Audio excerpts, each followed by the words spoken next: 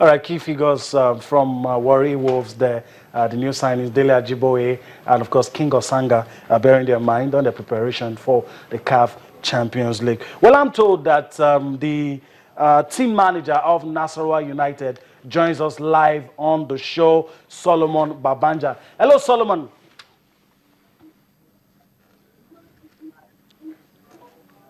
Well, if you can hear us, good evening, Solomon. Good evening, my brother. How are you?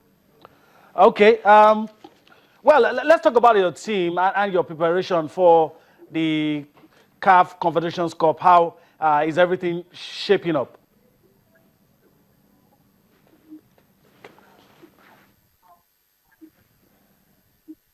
Yeah, you can see the team is in Abuja since on Monday. That's to show you that we are serious and the team is preparing and we are ready to go on Sunday.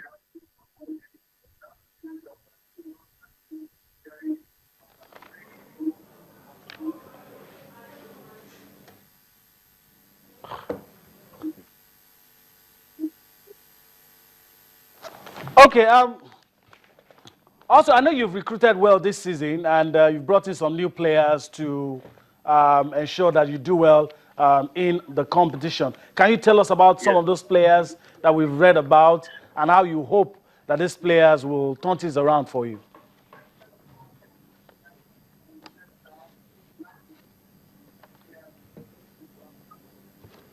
We recruited like 8 players this season. We have the like of Fabi Itayo from Shooting Star, Shama Tanze from Wiki Tourist,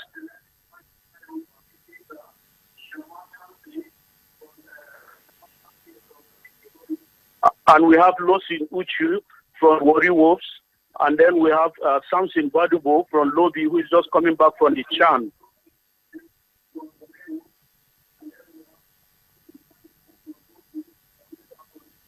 And Archie from Lobby Star. And this, you can see these are quality players, and these are the players who tested Nigerian leagues and they know what it be to be in the continent.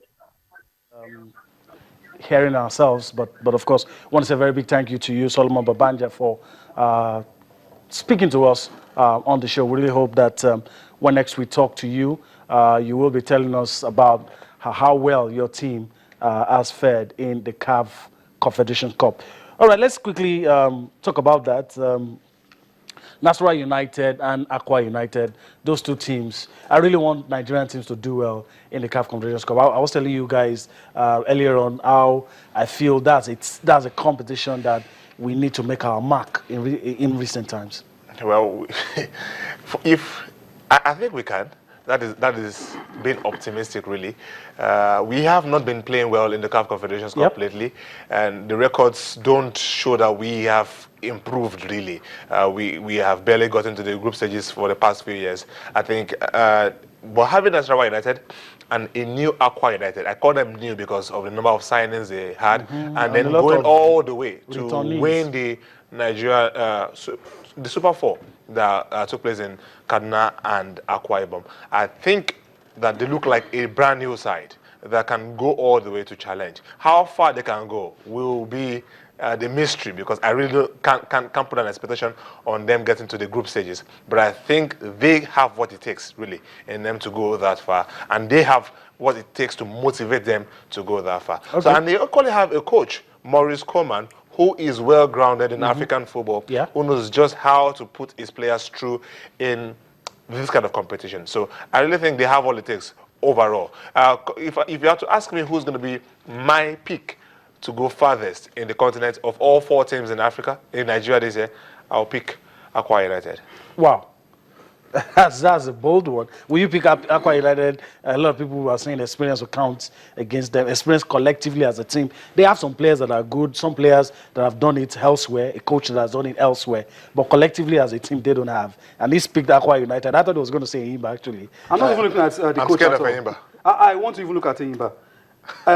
As at last season, for each department, they have like 3 players for goalkeeping from the right back to the left back. In fact, the same signings they made this season. I think they've made a couple of decent signings this season. They've shown us that they are ready for action this particular season. Which and team? Even in the CAF Champions League. No, don't let me get confused. Which team are you talking about? I'm talking about the Enyimba team now. Oh, okay. I'm talking about Aqua United. No, I'm not expecting much from them because I want to look at what they've been able to get this season. I'm talking about their coach. It's more or less like a new team entirely. You can also say the same thing for him, but they have a couple of players who were there last season and still in the same running for them this season, and they know what this means for them.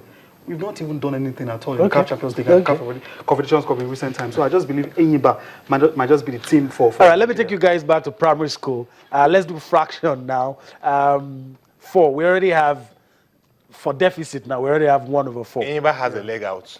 Yeah. No, don't let's even look at the Pragmatically. Let's look at the first leg results in terms of fraction.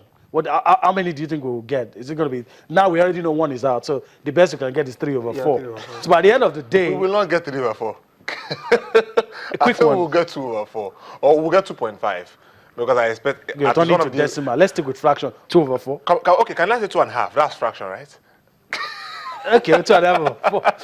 Okay, there's going to be a draw somewhere. Yeah, I'm saying there's going to be a draw somewhere, and we can get 2 wins. 2 wins from home, from Nasarawa and Warri? And I'm hopeful that Aqua can get a draw. In Congo, Pontna Stadium. Well, it's not Tipi Zambia, is it?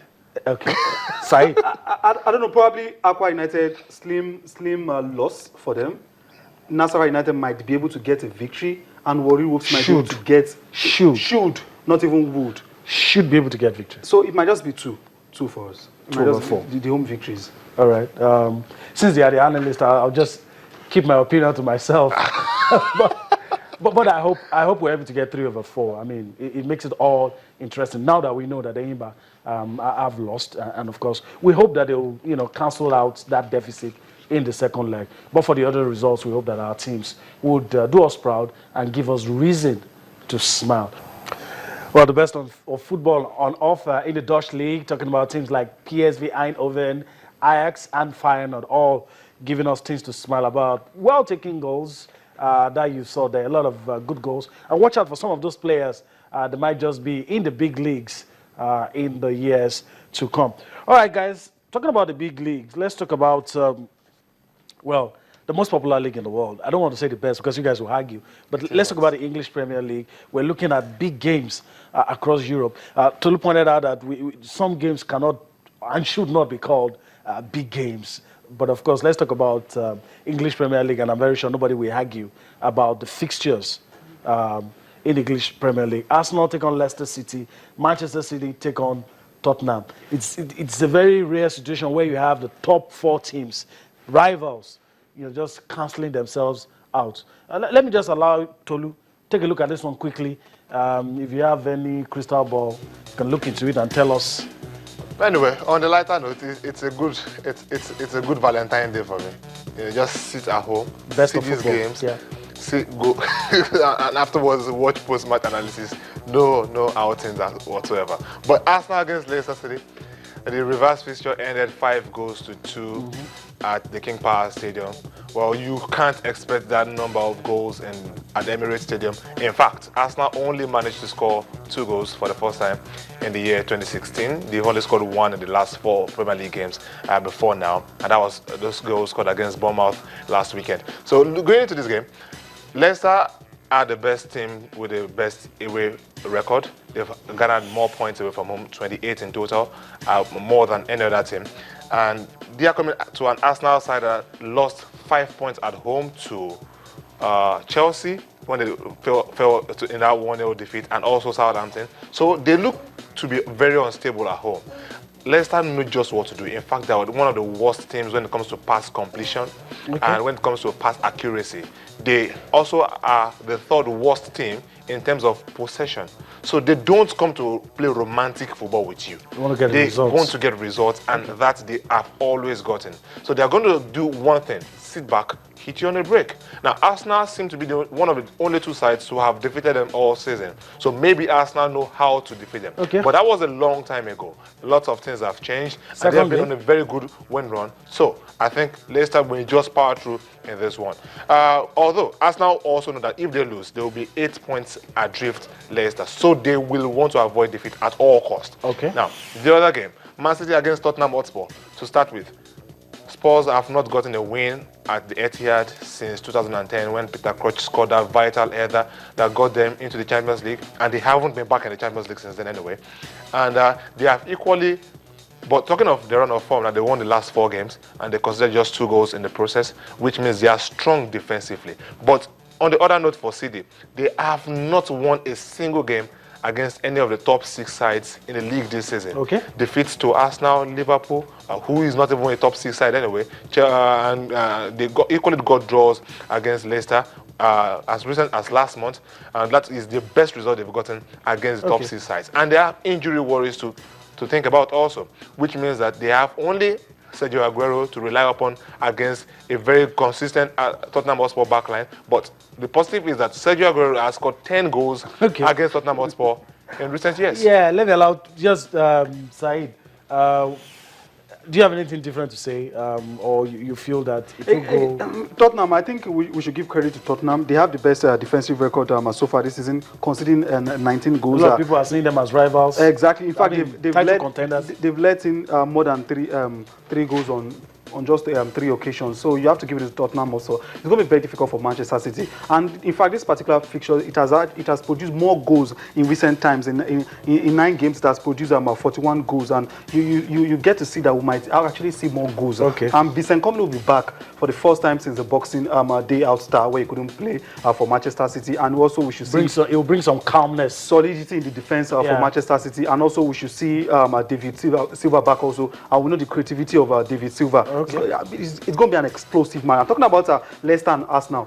There's this thing between Claudio Ranieri and Arsene Wenger. In 15 matches against Arsene Wenger for Claudio Ranieri, he has won just 1 match. That was in 2004 Champions League, where he defeated Arsene Wenger by 2-1. So when you look at the odds for Claudio Ranieri and Arsene Wenger, you have to say the odds favors Arsene Wenger for Arsenal to win. That is it. And the last time, and the last time Leicester defeated Arsenal was in 1994, and that's a way long time. Okay, let's quickly travel to Italy now. Sorry, you were so excited about talk about Juventus and Napoli, arguably the best 2 teams, of course, in Italy right now. That stands, yeah. But I don't know. Home advantage doesn't really count for much when these kind of teams play each other. The last time both sides met, Napoli won by 2-1. Napoli on 56 points, Juventus on 54 points. And in fact, we must give kudos to Juventus. The same way they started last season, started very slow, gradually they gathered their momentum, started winning matches. Same way they started this season also. You felt when they led the likes of Tevez, Pirlo go, that might even affect them. But they've shown us that it has not even affected them at all. Now on 54 points, just 2 points behind Napoli. And Napoli, they've been scoring freely this season. But one thing working for Juventus also is the same way they've been able to defend last season and also compact the midfield. Massimiliano Allegri has been able to do the same thing for Juventus. I'm talking about this particular encounter. It might just go in favor of Juventus. All right, so look quickly, the distraction about, he's going to Chelsea, talking about Massimiliano Allegri, he's going to Chelsea, he's not going, all of those distractions, and some of those players that left, do you think any of those things Juve have recovered fully? From all of those things. You have the distraction about the coach, whether or not he will leave. And those key players, Pirlo, you just mentioned Pirlo, the guy that went to Bayern, his name escapes me now. Arturo Vidal. Do you think they've recovered well enough for them to do well in Serie A and in the UEFA Champions League? Okay, beginning with the very first one about the distractions. I think one thing Massimiliano Allegri has been able to do in 2 seasons at Juventus is stability. He starts rough, and then he just comes and breezes through eventually. Okay. That was one thing he was unable to do in his 3 seasons at AC Milan. He declined every year.